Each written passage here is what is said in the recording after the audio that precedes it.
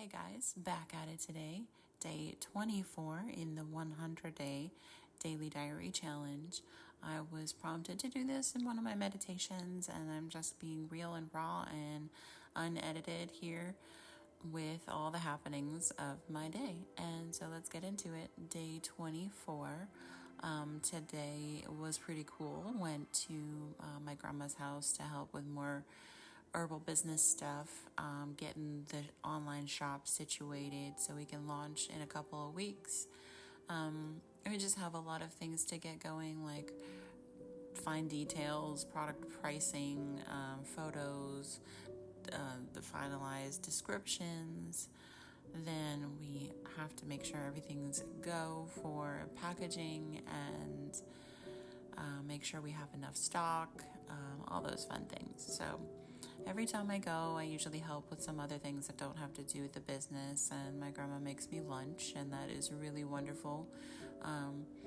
It's just been a wonderful time to connect with her in just a deeper level and talk about stuff you might not talk about on, like, when you go see family and you haven't seen them for so long. You kind of do a general catch up, and when you see somebody more frequently, like once to twice a week, you get to learn more about the daily details and things that they've got going on.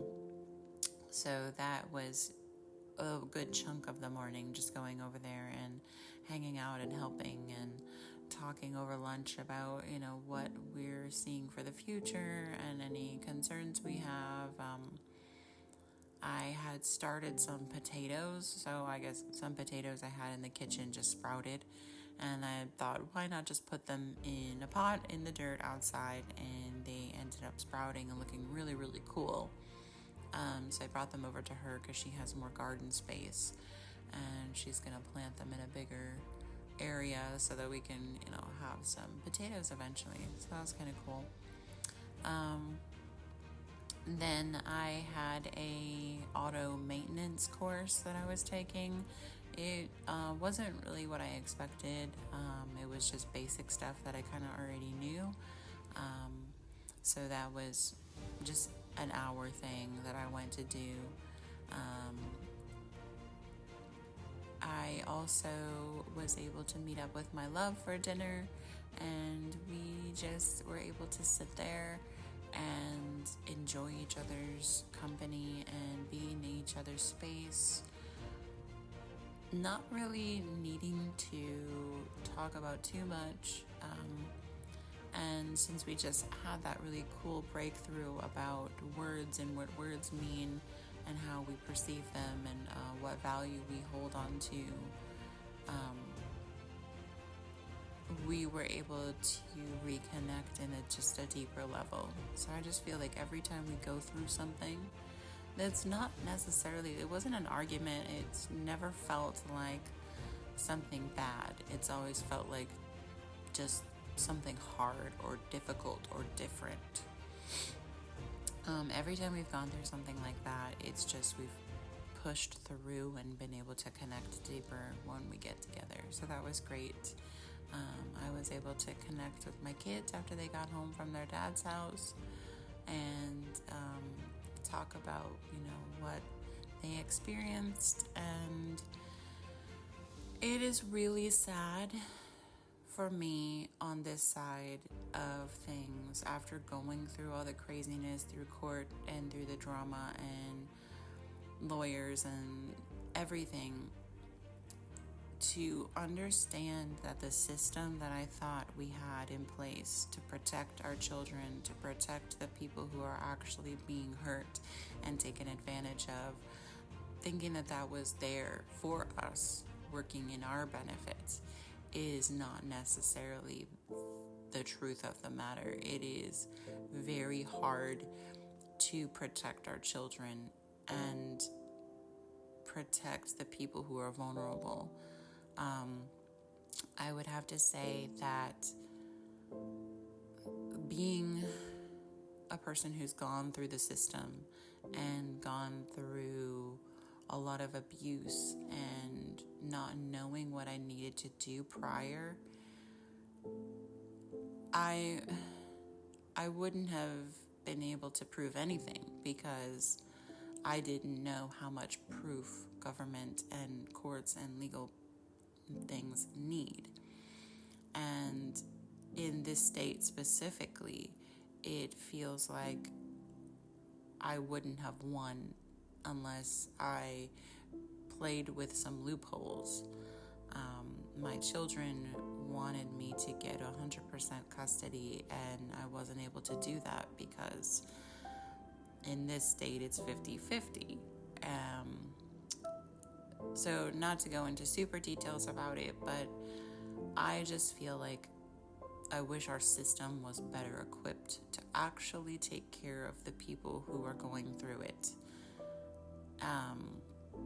But I do understand how they have to be so rigid to protect people who are trying to take advantage of the system. But seeing my children having to go to their dad's house and having to go through mild discomfort, sometimes major discomfort, and there's no real way for me to help them, it hurts me, it pains me that I can't do anything for them, that they really can't even have a voice unless I go out and get a lawyer specifically for them, and then go to court and spend thousands and thousands more dollars just so that they can have a voice. I feel like they should have a voice no matter what, that there should be a space and a place for them to speak, and there's not. And it makes me sad that they have to wait until they're older, until they're 18 or until they're 17, until they're much older in the system, that they can resist going if they don't want to go, that the judges and the court system wants them literally to go even if they don't feel comfortable going, or there's going to be tons of repercussions and a battle. It's just something that I feel helpless because I don't know how to help them without having all of this legal action and tons of money spent. I would spend any amount of money for them. But when it comes down to it, they're tired of doing it as well. They're fatigued and they're frustrated and they just don't want to fight, and they want some calm and peace. And all I can do is hold space for them when they're at my house and they're with me, and I can create that peace. I can't control when they're not with me. So that is my challenge, is to let that go fully and just create the space when they're with me of peace and calm and love and support. All I can do is that. And I will kind of wrap it up there because I got a little off topic. But anyway, we will come back tomorrow, and I thank you guys for being here. And as always, if you found value in anything, please comment, share, like, subscribe, all the good things, and I will talk to you tomorrow.